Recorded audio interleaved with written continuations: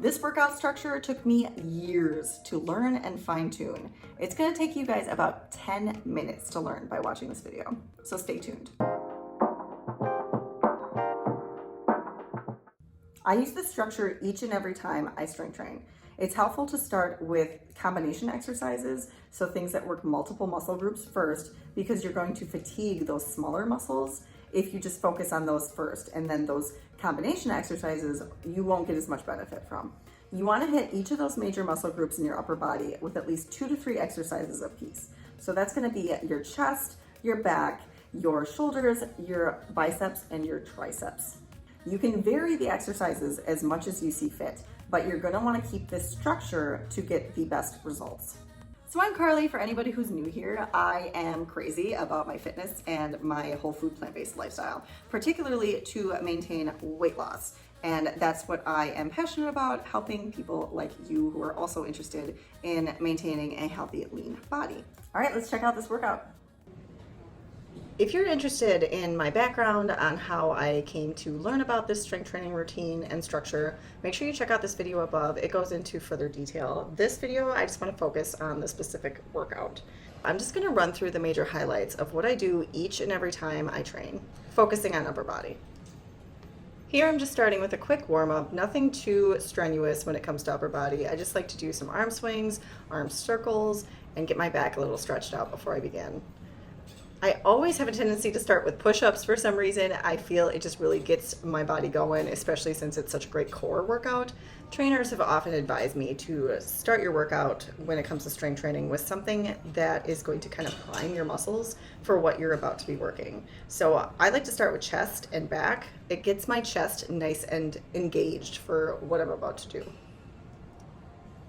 When it comes to deciding how many reps and sets you're going to be doing, it comes down to what exactly you're strength training for.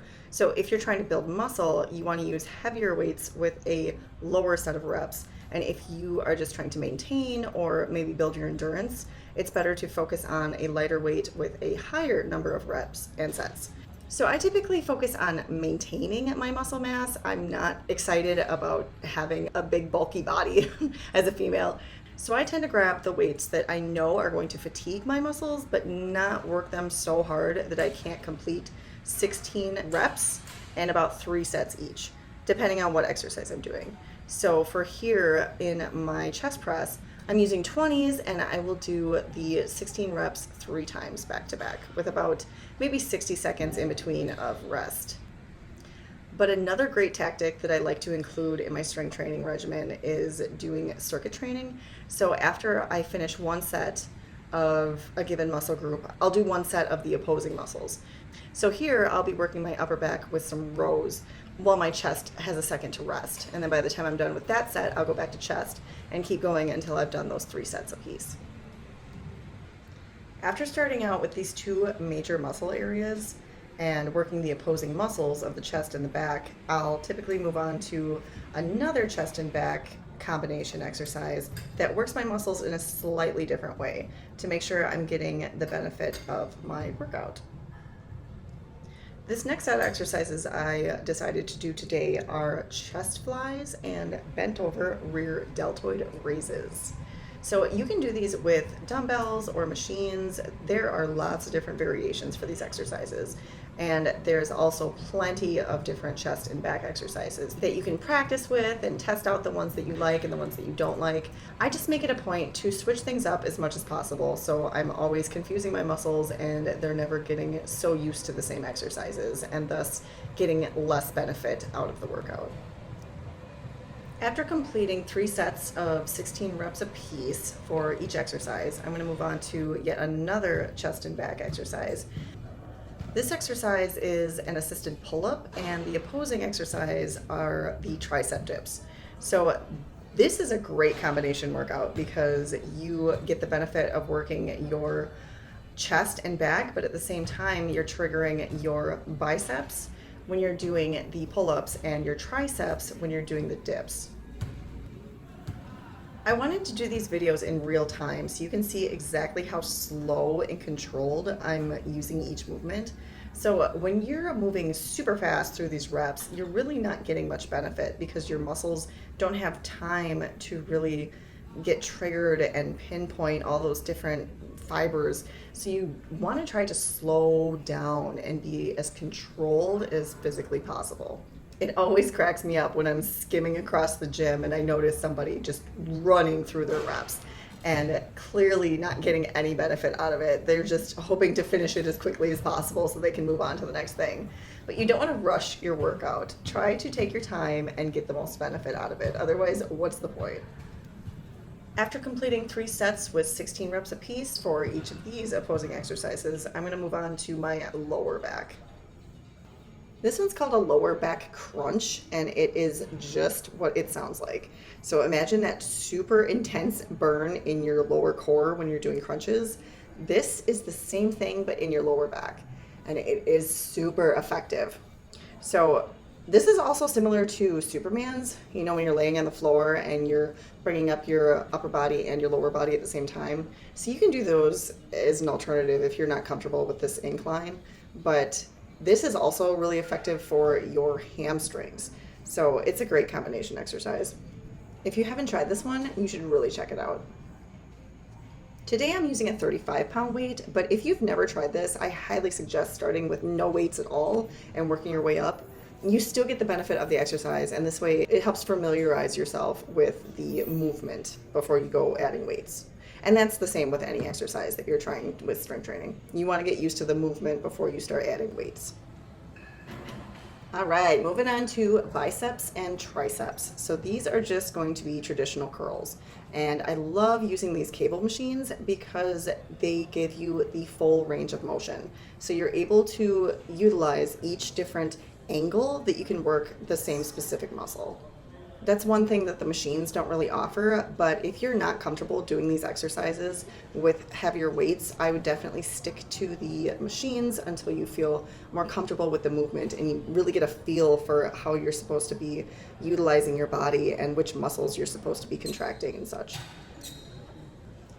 This exercise is called a tricep kickback, and it works that upper back portion of your arms. So just like with the bicep curls, I'm moving down to these more singular muscle groups. So like I said in the beginning, you want to start with the exercises that work multiple muscle groups and work your way down to these more isolated areas. After completing 3 sets with 16 reps apiece on each exercise, I am ready to move on to shoulders. This one's just a standard shoulder press.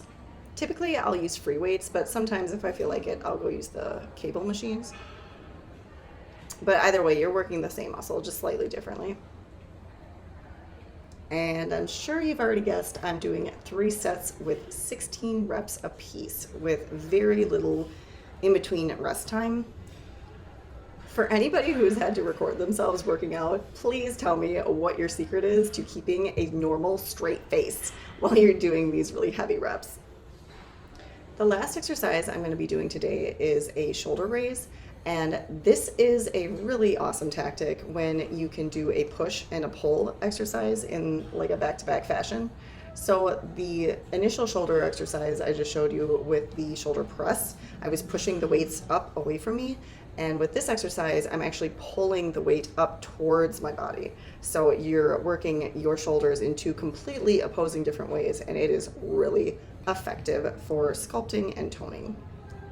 After finishing up 3 sets with 16 reps apiece, I am ready to start stretching and cooling down. At the end of an upper body workout, I'll typically spend about 15 minutes doing multiple different stretches and holding each one for 30 to 60 seconds apiece.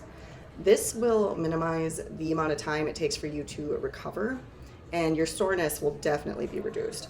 But on top of that, there have been a lot of studies showing that stretching after any sort of strength training is going to maximize the amount of strength and endurance that you're able to build from that particular workout. I totally get why so many people skip this part of their workout, but really try to make it a habit because it feels so good and it's incredibly beneficial. Just make sure you're stretching those muscle groups that you worked out the hardest during your workout. So today it would obviously be my chest, back, shoulders, triceps, and biceps.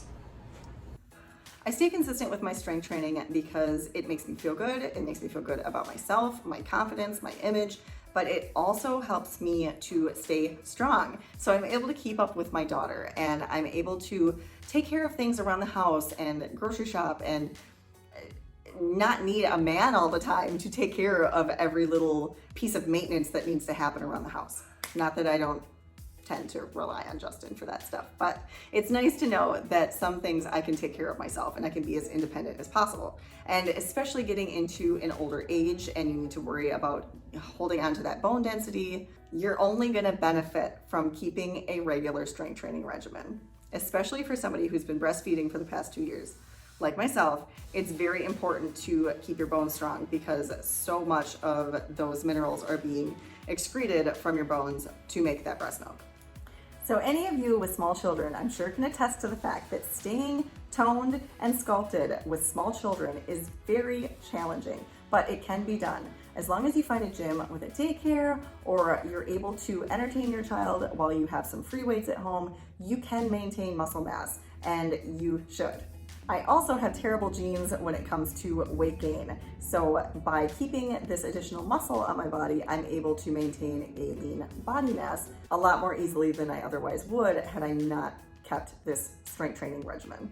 If you guys are finding value in these tips, make sure you subscribe to my channel. I am consistently making videos every Monday and Thursday to get helpful whole food plant-based nutrition advice and information out to people who are trying to maintain a lean body mass. I hope you guys found something you can take away from this video and use in your own exercises. If you have any tips or advice for my structure, make sure you leave them in the comments below. I am consistently learning new things from you guys, and that is the best way to grow our community. All right, guys, I hope you enjoyed this video, and I will see you in the next one.